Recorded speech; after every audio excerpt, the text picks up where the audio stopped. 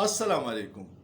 نن یو ډیر اهم موضوع دی او دا ویډیو ډیره کتل ضروری دی د اخره پورې. موضوع دی پرون په ګارډین کې یو کیترین نومې صحافي یو مضمون شایع کړی دی او بیا زمونږ میډیا ته حکم وشو حکومت ورته اشتهارونو لالچونه ورکړي او څه په ادارې دباو واچي چې شاباس دا پروپاګاندا وکړي د دې خبر باندې.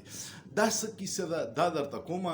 خدای نه مخکې تاسو ته پته ده چې حکومت فایروال لګولی دی، نو که ستاسو ویډیو خوښه شي او هغه لایک کوئ، کمنټ کوئ او شیر کوئ چې د حکومت دا کوششونه چې د ریښتیاو اوازونه دباوي دا ناکام کو.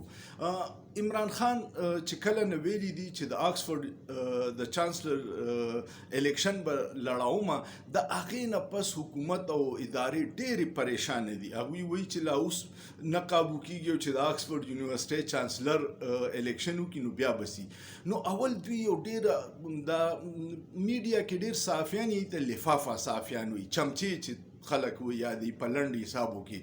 نو هغوی ته حکم وشو چې عمران خان بدنامولو دپاره پروپاګانډا شروع کړي. نو دوی اول پروپاګانډا شروع کړه چې دا ګولډ سمیت پروجیکټ دی او یهودیان عمران خان کامیابی چې دغلته د چانسلر شي، چې هغه شي باندې خوندونه کو. نو بیا د انګلند سفارتخانه چې کوم د پاکستان نه او یو ریټایرډ جرنیل صاحب هم تللی دی او دا کوششونه دي چې په حکومتي سطح اثر انداز شي او دا لارې وګوري چې د عمران خان لاره به څنګه روکاوه. نو کیترین نومي ښځه ده، هغې په ګارډین اخبار کې یو کالم شایع کو او دا د هغې رایه ده. نو هغه کالم کې هغې په عمران خان باندې 4 الزامات ولګول. دلته کې میډیا یو هنګامه خیز خبر شروع کړو ځکه غریبانان یریږي، پریشر دی پې او څه د اشتهارونو لالچ دی، دا دوه شیزونه یې پې. نو هغوی پروپاګانډا شروع کړه چې عمران خان د چانسلر دپاره انفټ دی، ځکه چې په ګارډین کې کیترین هم دا خبر وکړه. کیترین 4 الزامات لګولي په عمران خان باندې او ډېر مزدار دي.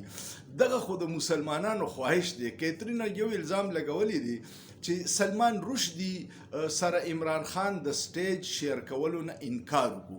اوس ډېر ماشومانو ته به سلمان رشدي نه پته. د په دې 90s کې یو کتاب لیکلی و، دا کتاب نوم شیطانی آیات، او هغې کې زموږ د رسول د خدای او د دوی ډېر مذاقاخیز خبرې کړې وې. پای باندې ټولې دنیا مسلمانان ډېر زیات خپه او بیا هنګامې شروع شوې او د ایران صدر خمیني د هغه یو عرب د سر قیمت کې خودو کوچا دی مړ کو، نو زه به ولې 1 ارب روپۍ ورکم. پای باندې د امریکې او د ایران ډېر خفګان او اختلاف هم راغی. نو په انډیا کې یو کانفرنس و، انډیا ټوډے اخبار یو کانفرنس کړی او په هغې کې اخري ورځ عمران خان ته کنکلوژن چې ته اخري خطاب به ته کې. عمران خان چې خبر شو چې دلته کې سلمان رشدي هم راغلی دی، نو هغه انکار وکړو چې زه د سلمان رشدي سره په یو سټیج نه کینم، ځکه چې د زموږ د رسول د خدای پسې نازیبه کتاب لیکلی دی. دا خو د مسلمانو دپاره ډېر د اعزاز خبره ده چې عمران خان د سلمان رشدي سره نه دی ناست. نو دغه پوینټ یې پکې لیکلی. بیا دلته د میډیا منافقت ته وګوره چې نورې پروپاګانډې ډېرې کړي په عمران خان پسې، خو دا پوینټ ډېرو میډیا پکې نه دی چلولی، ځکه چې دا خو د عمران خان په حق کې تلو مسلمانان خدا غواړي چې څوک هم د رسول د خدای په شان کې ګستاخي کوي چې د هغه نه سرمن وباسي. دویم پوینټ یې پکې دا ایښودی دی چې عمران خان د طالبانو حمایتي دی. نو د عمران خان خو دا یو موقف دی چې طالبانو سره جنگ امریکې ته هغه ویلي تاسو نشئ ګټلی، طالبانو سره چې تاسو مذاکرات نه یې کړي، د طالبانو هیسټري د افغانستان وګورئ، دا چا فتح کړی نه دی، دوی به ګوریلا جنگ کوي، نو تاسو امن نشئ راوستی. نو بیا ولا قطر په طالبانو له په قطر کې حکومت دفتر ورکړي، اوس هم د طالبانو یو دفتر په قطر کې دی او امریکې ورسره مذاکرات وکړه. نو د مذاکراتو په نتیجه باندې طالبان امریکا د افغانستان نه لاړه او طالبانو ته حکومت ملاو شو. دا خو دغه موقف دی ډېر صحیح دی. بلې په الزام لګولی دی په دغه کې چې ایغور کې په چین کې یو علاقه ده ایغور، هلته مسلمانانو باندې چین حکومت ظلم کوي او عمران خان په دې باندې خاموشه پاتې شوی. د پاکستان سټریټیجي پارټنر دی چین، او په هغه ورځو کې چین دباو کې راوستو دپاره د CIA دا یو پروجیکټ و چې پروپیګنډه یې کوله چې د چین په مسلمانانو کم چې د ایغور په علاقه کې دي په هغې باندې چین ډیر زیات ظلمونه کوي.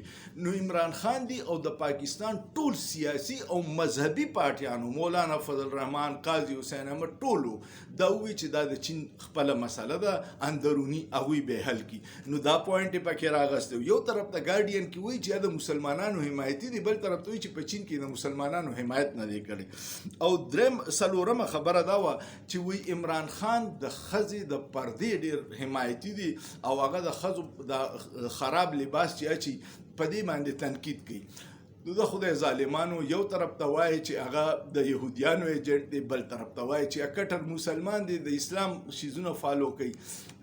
نو دا د دوی تضادات دي، خو د دوی نه وارو پار خطا دي او ادارې اوس په ډېر لوی سطح ملکونه پکې انوالو کوي، مختلف دوست ملکونه چې په برطانیې پریشر واچوي چې عمران خان د دې الیکشن نه بهر کیږي، مونږه به ډېر مسله جوړ شي. نو دا د ګارډین سټوري و، تاسو به پرون کتلي په ټي وي باندې سم هغه په اردو کې وایي چې ناچ ناچ کې ګونګرو توڑ دیے. دا میډیا ګډله خدای مجبوري ده، یو طرف ته په ټوپک پروت وي، بل طرف ته ولې د اشتهار لالچي، نو هغوی به دغه ډرامې کوي. نو دا د ګارډین سټوري وه چې په عمران خان یې 4 الزامات لګولي او دا ښځه چې وه دې د یو بلې ښځې حمایت کو چې کوم ځای هلته چانسلر ولاړ ده.